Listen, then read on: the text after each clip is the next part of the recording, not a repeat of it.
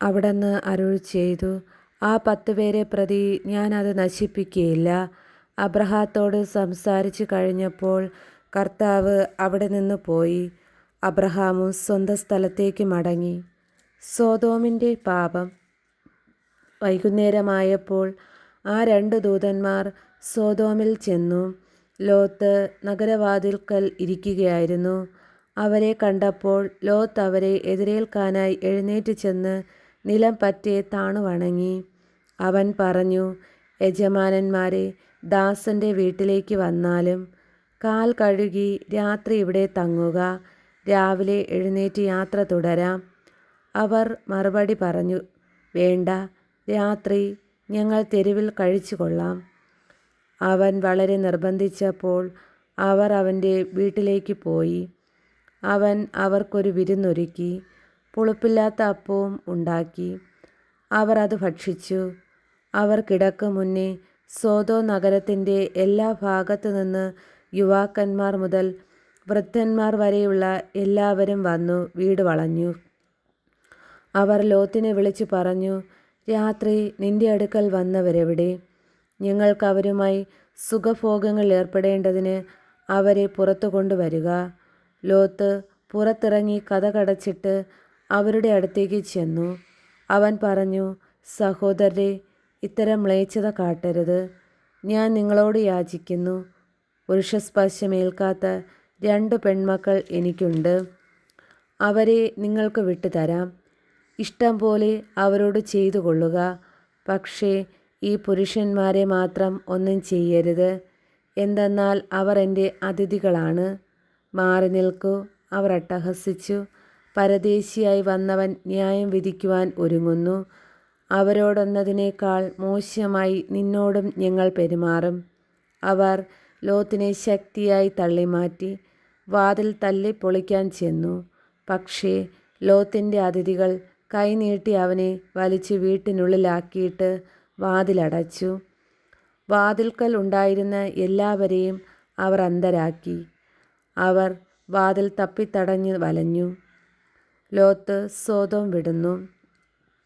ആ 2 പേർ ലോത്തിനോട് പറഞ്ഞു, ഇവരെ കൂടാതെ നിനക്കാരെങ്കിലും ഇവിടെയുണ്ടോ? പുത്രന്മാരോ പുത്രികളോ മരുമക്കളോ മറ്റാരെങ്കിലുമോ? നഗരത്തിൽ ഉണ്ടെങ്കിൽ എല്ലാവരെയും ഉടൻ പുറത്ത് കടത്തിക്കൊള്ളുക. ഈ സ്ഥലം ഞങ്ങൾ നശിപ്പിക്കാൻ പോവുകയാണ്. ഇവിടത്തെ ജനങ്ങൾക്കെതിരെ രൂക്ഷമായ നിലവിളി കർത്താവിൻ്റെ മുൻപിൽ എത്തിയിരിക്കുന്നു. ഇവിടം നശിപ്പിക്കാൻ കർത്താവ് ഞങ്ങളെ അയച്ചിരിക്കുകയാണ്. ഉടനെ ലോത്ത് തൻ്റെ പുത്രിമാരെ വിവാഹം ചെയ്യാനിരുന്നവരുടെ അടുത്ത് ചെന്ന് പറഞ്ഞു, എഴുന്നേറ്റുടനെ സ്ഥലം വിട്ടു പോവുക. കർത്താവ് ഈ നഗരം നശിപ്പിക്കാൻ പോവുകയാണ്. എന്നാൽ അവൻ തമാശ പറയുകയാണ് എന്നത്രേ അവർക്ക് തോന്നിയത്.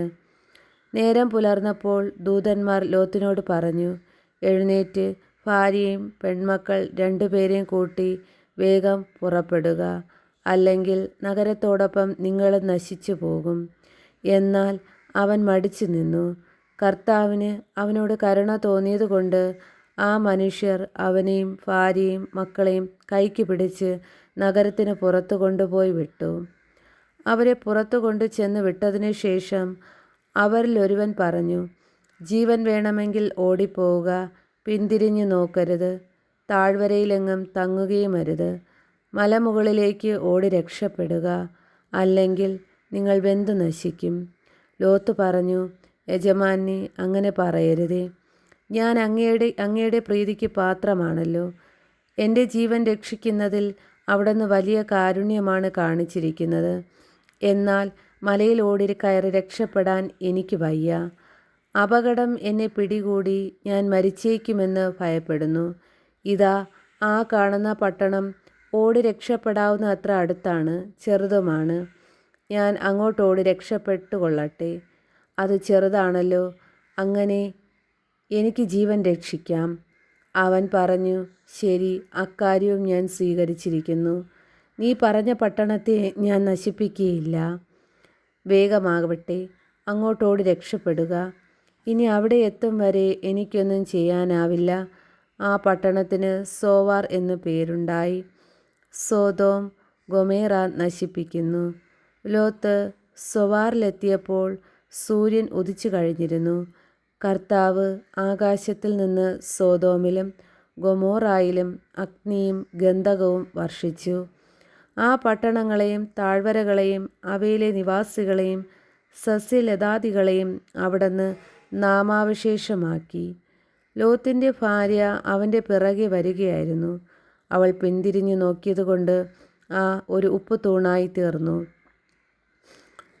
അബ്രഹാം അതിരാവിലെ എഴുന്നേറ്റ് താൻ കർത്താവിൻ്റെ മുൻപിൽ നിന്ന സ്ഥലത്തേക്ക് ചെന്നു. അവൻ സോദോമിനും ഗൊമോറയ്ക്കും താഴ്വര പ്രദേശങ്ങൾക്കും നേരെ നോക്കി. തീച്ചൂളയിൽ നിന്നെന്ന പോലെ ആ പ്രദേശത്തു നിന്നെല്ലാം പുക പൊങ്ങുന്നത് കണ്ടു. താഴ്വരകളിലെ നഗരങ്ങൾ നശിപ്പിച്ചപ്പോൾ ദൈവം അബ്രഹാത്തെ ഓർത്തു. ലോത്ത് പാർത്തിരുന്ന ഈ നഗരങ്ങളെ നശിപ്പിച്ചപ്പോൾ അവിടുന്ന് ലോത്തിനെ നാശത്തിൽ നിന്ന് രക്ഷിച്ചു. മൊവാബ്യർ, അമ്മോന്യർ, സോവാറിൽ പാർക്കാൻ ലോത്തിന് ഭയമായിരുന്നു. അതുകൊണ്ട് അവൻ തൻ്റെ 2 പെൺമക്കളോടും കൂടി അവിടെ നിന്ന് പുറത്തു കടന്ന് മലയിൽ ഒരു ഗുഹയ്ക്കുള്ളിൽ പാർത്തു. മൂത്തവൾ ഇളയവളോട് പറഞ്ഞു, നമ്മുടെ പിതാവിന് പ്രായമായി. ലോക നടപ്പനുസരിച്ച് നമ്മോട് സംഗമിക്കുവാൻ ഭൂമിയിൽ വേറൊരു പുരുഷനില്ല. അപ്പനെ വീഞ്ഞു കുടിപ്പിച്ച് നമുക്ക് അവനോടൊന്നിച്ച് ശയിക്കാം. അങ്ങനെ അപ്പൻ്റെ സന്താന പരമ്പര നിലനിർത്താം. അന്ന് രാത്രി പിതാവിനെ അവർ വീഞ്ഞു കുടിപ്പിച്ചു. മൂത്തവൾ പിതാവിൻ്റെ കൂടെ ശയിച്ചു. അവൾ വന്നു കിടന്നതോ എഴുന്നേറ്റ് പോയതോ അവൻ അറിഞ്ഞില്ല. പിറ്റേന്ന് മൂത്തവൾ ഇളയവളോട് പറഞ്ഞു, ഞാൻ ഇന്നലെ അപ്പനോടൊന്നിച്ച് ശയിച്ചു. ഇന്ന് നമുക്കവനെ വീഞ്ഞു കുടിപ്പിക്കാം. ഇന്ന് നീ പോയി അവനോടുകൂടെ ശയിക്കുക. അങ്ങനെ അപ്പൻ്റെ സന്താന പരമ്പര നമുക്ക് നിലനിർത്താം.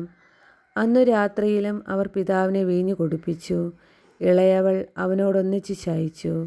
അവൾ വന്നു കിടന്നതോ എഴുന്നേറ്റ് പോയതോ അവൻ അറിഞ്ഞില്ല. അങ്ങനെ ലോത്തിൻ്റെ 2 പുത്രിമാരും തങ്ങളുടെ പിതാവിൽ നിന്ന് ഗർഭിണികളായി. മൂത്തവൾക്ക് ഒരു മകൻ ജനിച്ചു. മൊവാബ് എന്നവന് പേരിട്ടു. ഇന്നുവരെ ഉണ്ടായിട്ടുള്ള മൊവാബ്യരുടെ എല്ലാം പിതാവാണവൻ. ഇളയവൾക്കും ഒരു മകൻ ജനിച്ചു. ബെൻ അമ്മി എന്ന് അവനും പേരിട്ടു. ഇന്നുവരെ ഉണ്ടായിട്ടുള്ള അമ്മോന്യരുടെ എല്ലാം പിതാവാണവൻ.